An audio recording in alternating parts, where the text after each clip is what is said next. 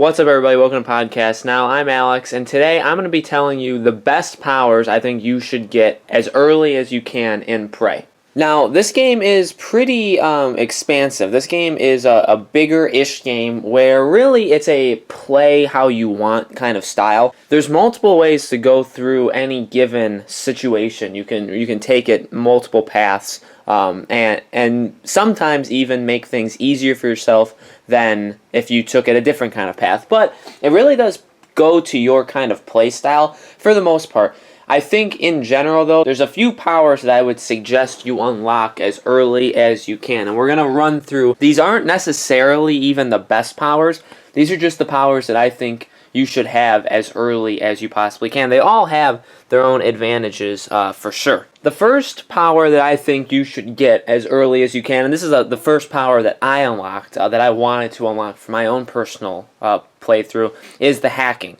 Now, the hacking obviously is very useful to you because there's a lot of blocked off areas. In fact, a lot of the game is blocked off in general, but obviously there's different powers you can use to get into these places, and each place has their own special things inside the room, which obviously have made them that difficult to get in. Hacking devices is one of the first things you'll come across in the game. Like, you'll see something blocked by a machine, and it will say that you can hack it if you have that power up. I think that's one of the very first, other than leverage, which we're going to also get to. Those two are really the most important, but hacking-wise, hacking is not very difficult in this game. It's actually very fun. I actually really appreciate the way you hack in it. It's very much, I really like the Deus Ex kind of hacking style.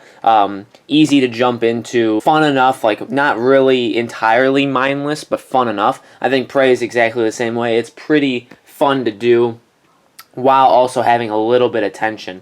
So hacking is a great thing to get the first power up you get, because then you can even go back into places that you've previously missed. Hack the area, or you can find the key cards. Like I said, there's different ways of doing it. Technically, you don't need to hack things. You can just find the cards with the proper authorization for that room. But hacking gets you in there, and most of these rooms carry a lot of things. They'll carry parts. They'll carry ammo. They'll carry kind of rare materials. They'll carry extra med kits.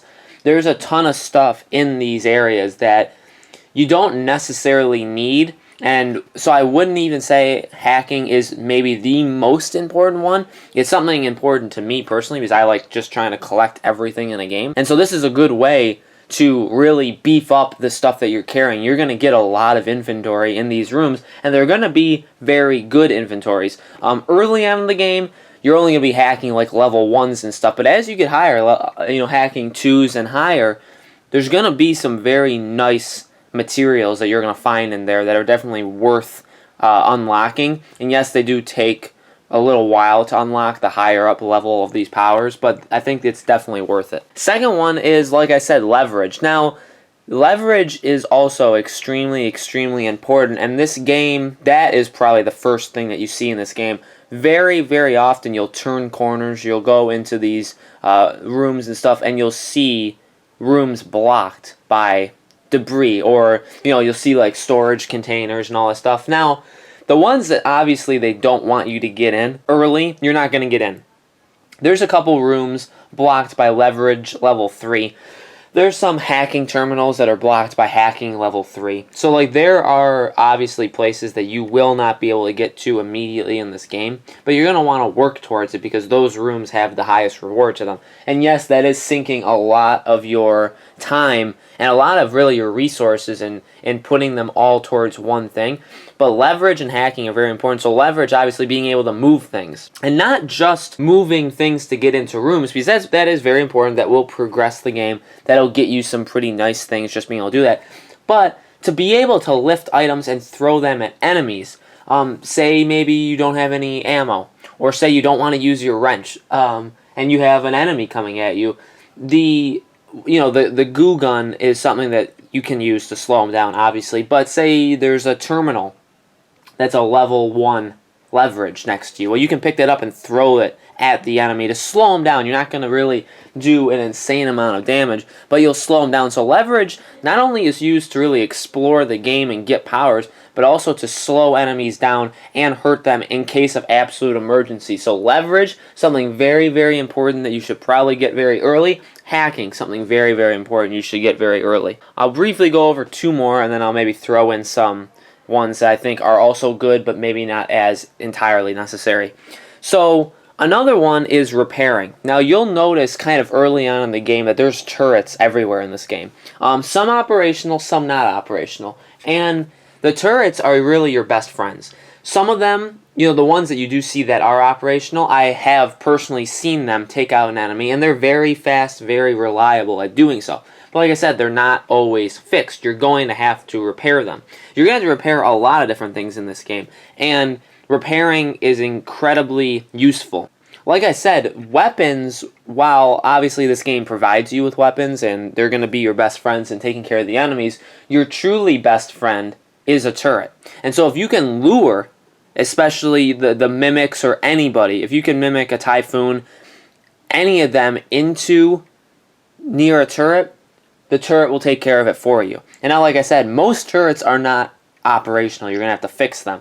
And so fixing or getting repair as one of your early powers is very, very important, just so that you have that, even if you're not going to use it. Like I said, my first two were leverage and hack. Those are my first two. My very first one was hack. I'm more of an exploration guy, trying to find things first, try and beef up the stuff that I have personally. But for this repairing, for turrets especially, this is a way for the environment to really help you out. And the final one is one that maybe you'll just do automatically, but I do feel like it's one that kind of slips through the cracks, is conditioning.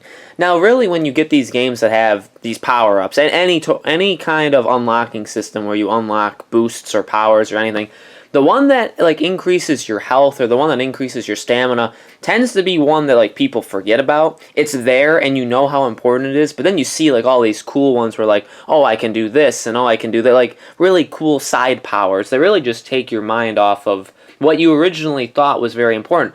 Same goes for Prey. Hacking, leverage, all of these, repair, they're all very, very important, and they're all used for their own purposes to help you survive in this game.